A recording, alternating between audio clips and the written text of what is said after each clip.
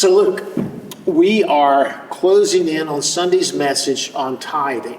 And I think sometimes we make it more difficult than it needs to be. Well, I have a simple story for you then. Okay, let's hear a simple So there was story. this simple story. There was this guy that had absolutely nothing. And so God decided to give him 10 apples. 10 apples. He had nothing, now he has 10.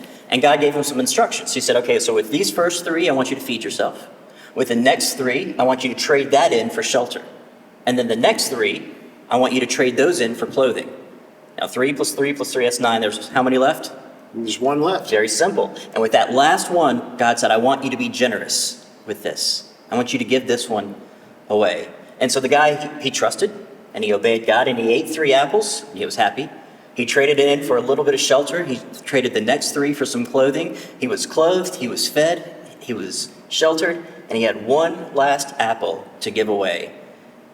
And somehow when he looked at it, it was the biggest, it was the juiciest, and clearly this needed to be eaten and not wasted. At least that's what he thought. And so he looked at it and he said, how am I going to trust God and still give this away? And so he decided to eat the apple and give the core back to God. Wow, that does kind of bring it into perspective, doesn't it?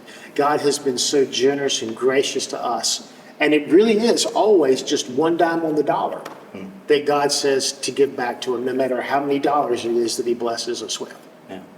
So Sunday, we look forward to being with you. And really this whole idea of generosity is in recognition that God is so generous with us. The most beautiful passage in the Bible says, for God so loved the world that he gave.